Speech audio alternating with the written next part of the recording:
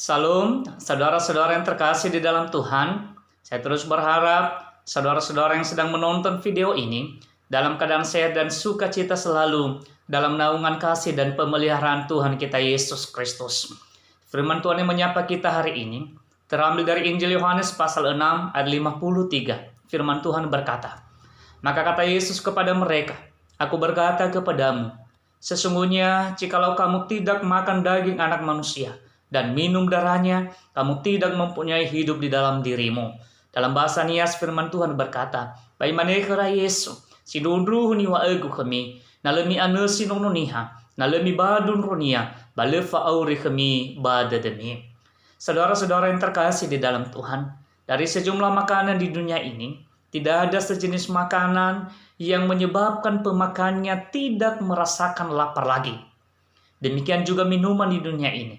Tidak ada sejenis minuman pun yang menyebabkan peminumnya tidak akan haus lagi.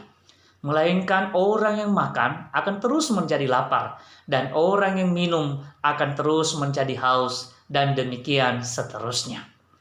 Namun saudara, melalui kebenaran firman Tuhan dalam renungan kita dari Injil Yohanes pasal 6 ayat 53 ini, kita temukan makanan dan minuman yang tidak hanya sekedar membuat tidak lapar lagi dan tidak haus lagi, melainkan lebih dari itu, sekaligus mendatangkan kehidupan bagi setiap orang yang memakan dan meminumnya.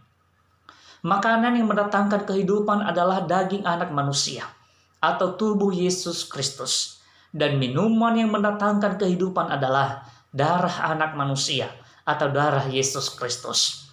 Dan lebih lanjut dalam Yohanes pasal 6 ayat 54 dan 55, Yesus menegaskan bahwa barang siapa makan dagingku dan minum darahku, ia mempunyai hidup yang kekal, dan aku akan membangkitkan dia pada akhir zaman. Sebab dagingku adalah benar-benar makanan, dan darahku adalah benar-benar minuman. Sekali lagi, bahwa daging Yesuslah makanan kehidupan, dan darah Yesuslah minuman kehidupan. Saudara-saudara yang terkasih di dalam Tuhan, ada dua perwujudan yang menggambarkan atau menjelaskan tentang arti daging dan darah Yesus yang mendatangkan kehidupan. Yakni yang pertama, tubuh Yesus yang disiksa dan darahnya yang tercurah di kayu salib. Setiap pelaksanaan perjamuan kudus, maka roti dimakan, yang merupakan simbol daging atau simbol tubuh Yesus yang disiksa, dan anggur diminum sebagai simbol darah Yesus yang tercurah di kayu salib. Memang, roti dan anggur yang dimakan dan diminum pada waktu perjamuan kudus boleh saja tidak mengenyangkan dan tidak menghilangkan kehausan secara duniawi. Tetapi, makna roti yang merupakan simbol tubuh Yesus yang telah tersiksa dan dihina demi menggantikan manusia berdosa, dan makna anggur yang merupakan simbol darah Yesus yang telah tercurah di kayu salib yang menyucikan dosa umat manusia, itulah yang mengenyangkan kehidupan setiap orang. Tatkala merenungkan, menghayati, serta memperdalam dalam kehidupannya, bahwa betapa sempurnanya pengorbanan yang telah dilakukan oleh Yesus dalam menyelamatkan umat manusia, di mana dia juga turut serta di dalamnya. Dan secara urutan tahun gerejawi saudara, di mana besok hari merupakan peringatan kematian Yesus atau Jumat Agung, maka hari ini kita memperingati waktu di mana Yesus untuk pertama kali melayankan perjamuan makan dan minum terhadap murid-muridnya. Dan dalam perjamuan makan minum itu, firman Tuhan berkata, dan ketika mereka sedang makan, Yesus mengambil roti, mengucap berkat, memecah-mecahkannya, lalu memberikannya kepada murid-muridnya dan berkata, "Ambillah, makanlah, inilah tubuhku." Sesudah itu ia mengambil cawan, mengucap syukur, lalu memberikannya kepada mereka dan berkata, "Minumlah kamu semua dari cawan ini, sebab inilah darahku, darah perjanjian yang ditumpahkan bagi banyak orang untuk pengampunan dosa." Matius pasal 26 sampai 28. Yang kedua, firman Tuhan. Daging atau tubuh dan darah Yesus yang merupakan makanan dan minuman kehidupan dapat juga merupakan firman Tuhan. Firman Tuhan dapat disimbolkan bagaikan makanan dan bagaikan minuman yang tidak dapat habis dan tidak dapat membusuk. Misalkan saja, perhatikan ketika firman Tuhan diberitakan oleh setiap hamba Tuhan.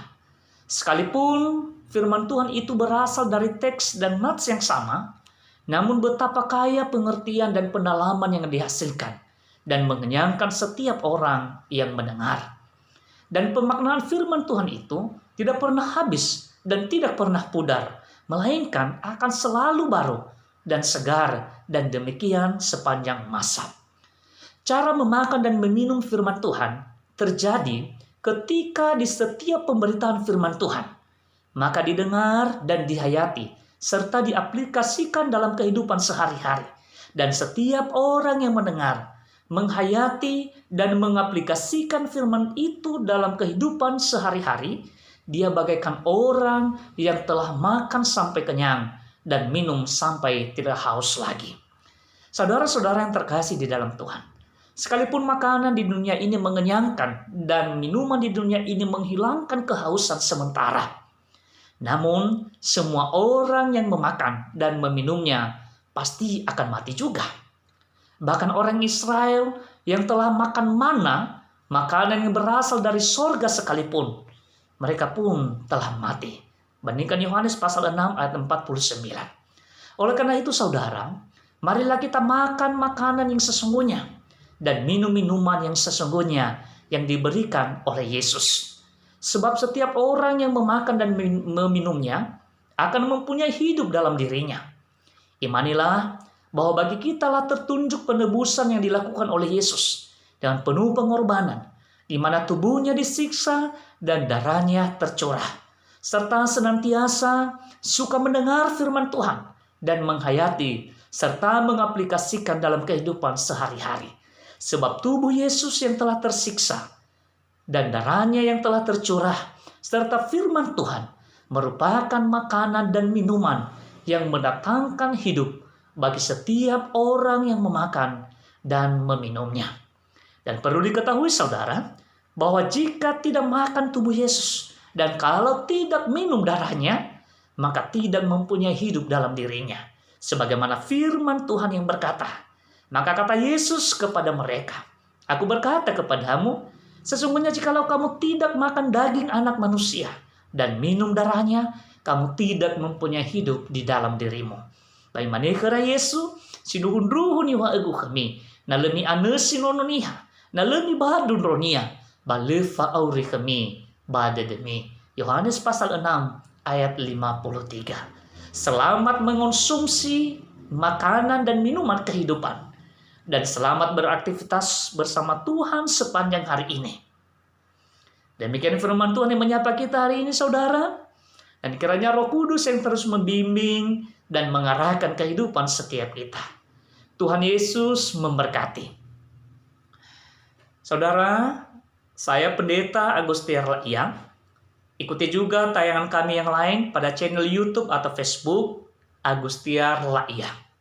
Salam Yahoo.